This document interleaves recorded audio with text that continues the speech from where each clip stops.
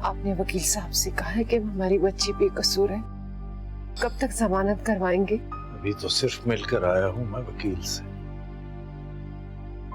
और अदालत हमारे कहने से हमारी बेटी को बेकसूर थोड़ी मान लेगी। अदालत सबूत पर फैसला करेगी। उन्होंने कोई तो उम्मीद दिलाई होगी ना। अभी तो वो सिर्फ इतनी कोशिश करेगा कि उस बच्चे के घर वालों से मिले और कोई सुलह सफाई या राजीनामे के लिए उनको कायल करे।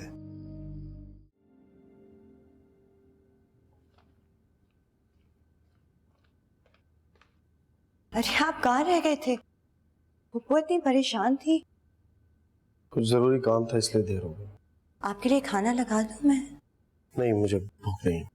लेकिन आपने सुबह नाश्ता भी नहीं किया, यकीनन ऑफिस में भी कुछ भी नहीं खाया होगा। मैंने बाहर से खा लिया। मामा कमरे में? जी आप कॉफी पियेंगे? ओके चलिए ठीक है, आप ऊपर जाएं, मैं कॉफी लेके आती। थैंक्स।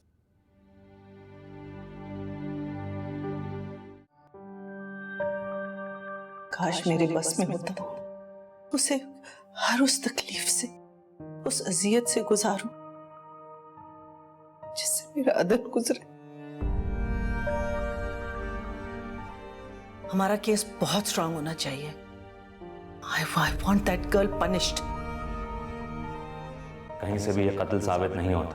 अव्वल तो कानून में इतनी गुंजाइश है कि मैं रेहाम को बचा लूंगा।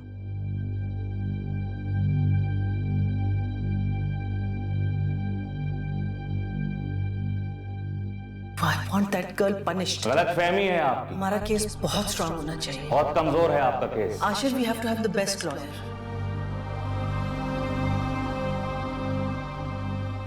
चले मान भी लिया कि रेहाम कसूरवार साबित हो गई तो ना तो उसको सजा मौत होगी और ना ही उम्र कैद।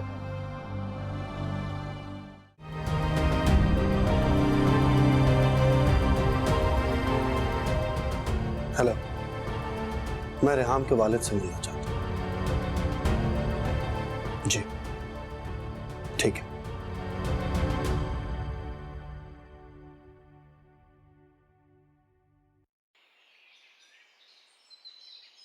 अंकल, अगर खुद कॉल करके मुलाकात का कहा है तो आपको अच्छे की उम्मीद रखनी चाहिए।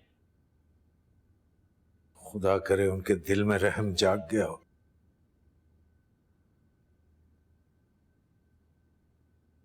अरे आइए आशिर साहब, आइए। वालेकुम अस्सलाम। अंकल, ये अदन के भाई आशिर हैं।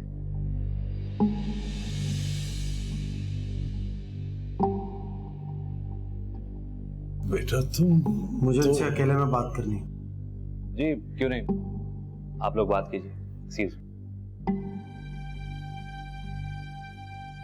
बेटा तुम्हें देखकर मेरी उम्मीद और बन गई है।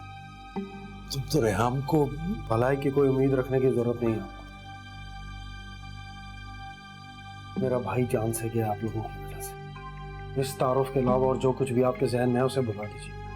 बेटा जो कुछ हुआ है मुझे उसका बहुत सदमा है, अफसोस है। लेकिन मुझे यकीन है कि रेहाम ऐसा नहीं कर सकती। उसके किरदार में कोई झोल नहीं है। अगर ऐसा तो फिर राजीनामा क्यों करना चाहते हैं? अदालत में अपनी बेटी को बेकसूर साबित कर दीजिए। खानदानी रसूम रिवाज और रिवायात में जकड़ा हुआ एक मजबूर इंसान हूं। मैं बरादरी का मुकाबला नहीं कर सकता।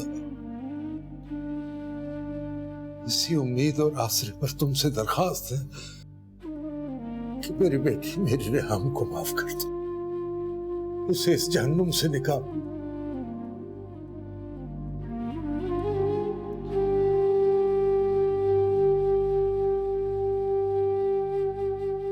ठीक है, मैं आपकी बात मान लेता हूं, लेकिन मेरी भी एक शर्त है।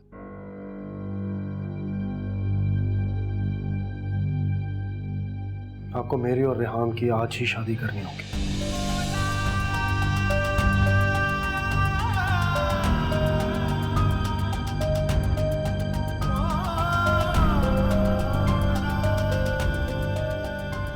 मुझे मेरे सवाल का जवाब चाहिए।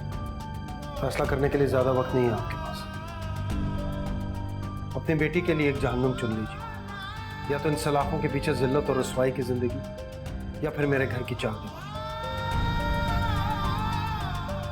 और ये वादा है मेरा, सलूक उसके साथ वहां भी मुजरिमों वाला ही होगा।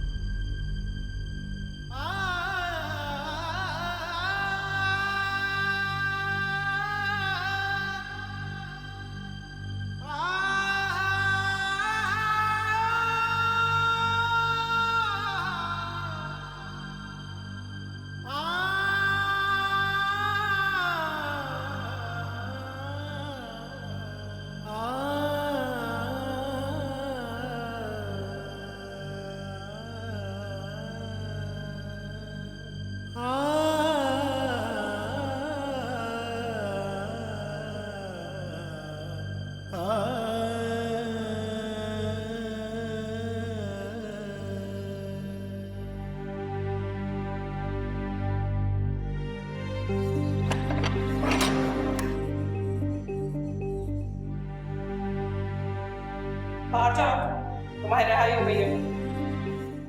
मैं बेकसूर हूँ मम्मी।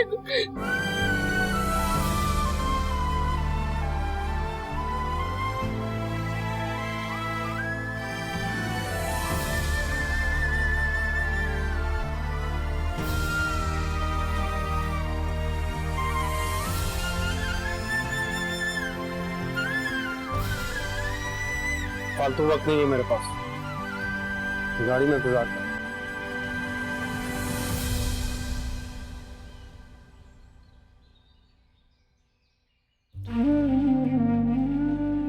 अब्बा, मैं कोई सवाल मत करना, कोई सवाल न करना। तुम्हारा कमजोर और मजबूर बाप जो कर सकता था वो किया उसने।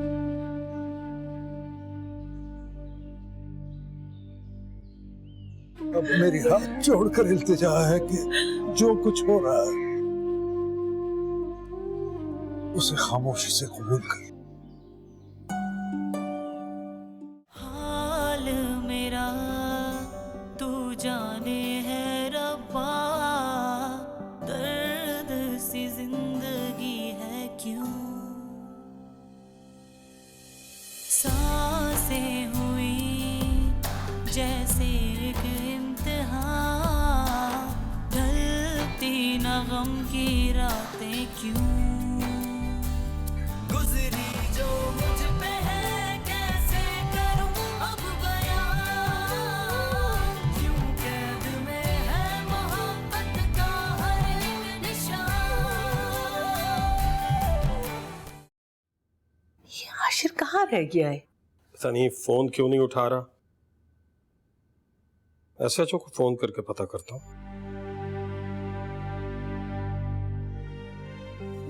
जी अस्सलाम वालेकुम। जी एसएचओ साहब, मैं तौफीक बात कर रहा हूँ जी। जी जी जी जी जी बिल्कुल, अदन का मामू। वो आज आपने अदालत में चालान पेश करना था और वो मेरा भांजा दूसरा आशिर वो भी आपके साथ ही था, तो क्या बना?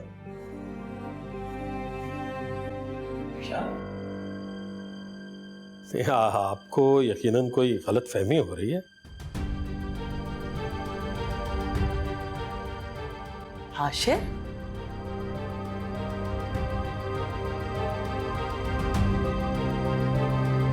आशिर?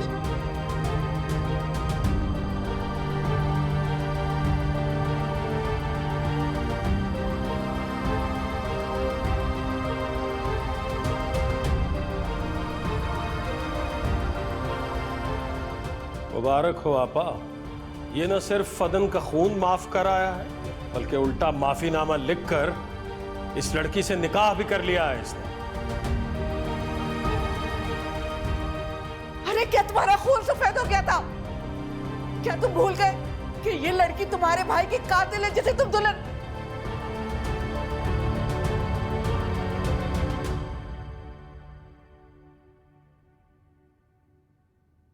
ये सिर्फ अदन का इंतकाम है।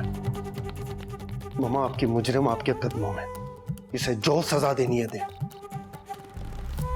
इसे रोज हर उस अजियत से गुजारे जिससे हमारा अदन गुजरा था। इससे सिर्फ दर्द और तकलीफ का रिश्ता है और इस रिश्ते को निभाने में कोई कसर नहीं रहनी चाहिए। सांसें हुई जैसे एक इम्तिहान, ढलती न गम की रातें क्यों गुजरी जो मुझ पे है, कैसे करूं अब बयां, क्यों कैद में है मोहब्बत का हर एक निशान। क्या जरूरत थी ये करने की आशिर? जरूरत थी मामा, बिल्कुल जरूरत थी। कानून ने जो सजा रेहाम को सुनानी थी वो अदन की जान के बदले में बहुत मामूली थी, और उसकी जिंदगी इतनी हकीर नहीं थी कि उसकी जान लेने वाली चंद साल कैद के बाद रिहा हो जाए। ये लड़की अपनी जिंदगी की आखिरी सांस तक कैद में रहेगी। और तुम्हारी जिंदगी? उसके साथ नाम जोड़कर तुमने अपने साथ जुल्म किया है, बर्बाद कर दी तुमने अपनी जिंदगी। मुझे इस बात का कोई अफसोस नहीं मामा, मैं बस इतना जानता हूं कि मैंने आपकी ख्वाहिश को पूरा किया है। आप चाहती थी ना कि अदन के कातिल को खुद सजा दे, तो ना बीच में कानून है ना अदालत, वो है और आपका इंतकाम। जो फैसला करना है, जो सजा देनी है दे। और रही बात मेरी जिंदगी की, तो अदन के लिए एक बार नहीं 1000 बार अपनी जिंदगी बर्बाद करने के लिए तैयार हूं।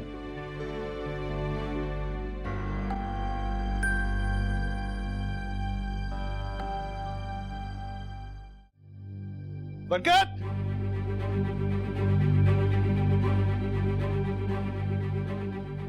बरकत बाहर आओ।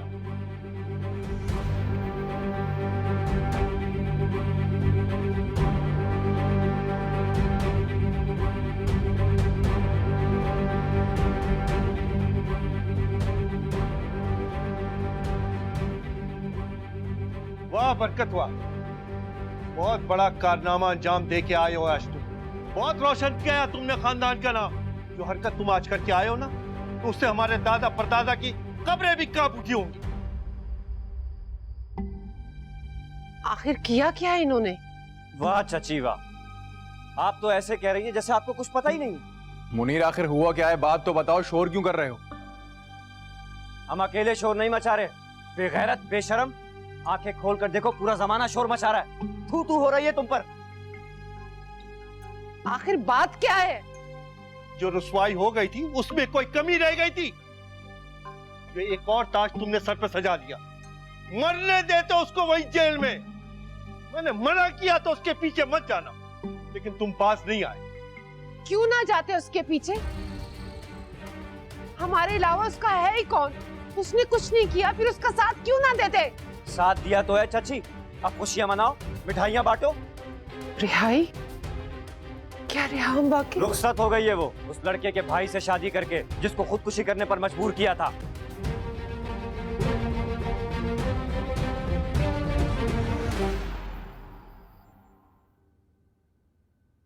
आपने तो अपनी आंखों में बड़े बड़े ख्वाब सजाए हुए थे कि आप आशिर और फरा की शादी कर देंगे, और शादी के बाद हम अपने तमाम दुख और परेशानियां भूल जाएंगे और यहाँ ऐश की जिंदगी गुजारेंगे। देख लिया आपने? देख लिया ना, इतनी भयानक ताबीर निकली आपके ख्वाब की। हम तो यहाँ बैठे के बैठे रह गए, और आशिर उस मनूस लड़की से निकाह करके उसे इस घर में भी ले आया। आप अम्मा को तो थाने जाने से मना कर रहे थे, खुद ये सब कर आए हैं। जो बेगैरती तुम आज कर आए हो ना बरकत, उसके बाद भूल कर भी मत सोचना कि मेरा तुम्हारा कोई ताल्लुक होगा।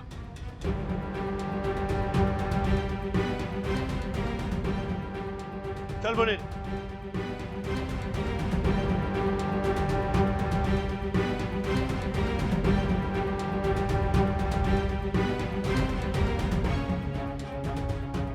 ये सब करने से बेहतर था कि आप अपने हाथों से उसको मारकर आ जाते।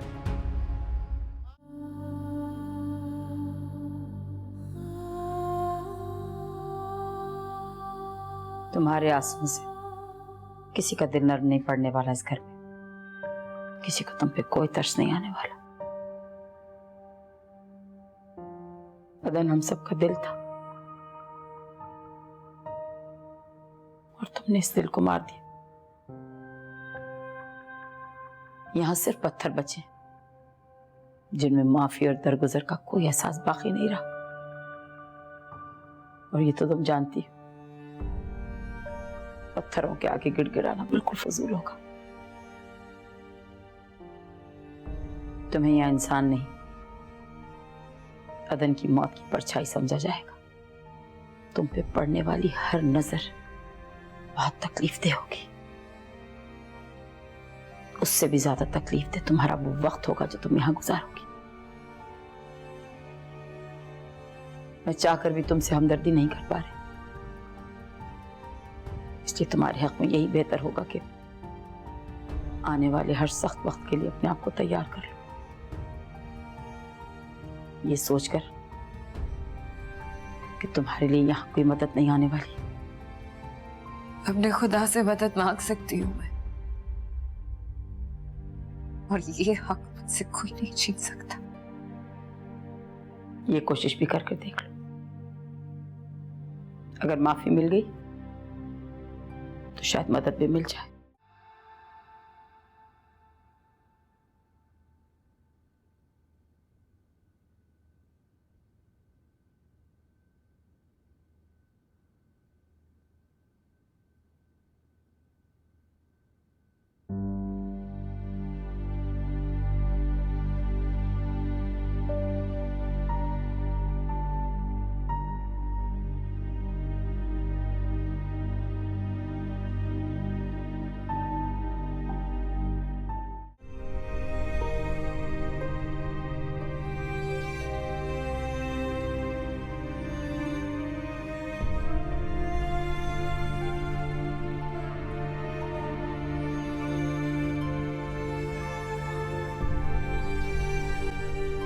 साफ कपड़े मिलेंगे, नमाज पढ़नी है।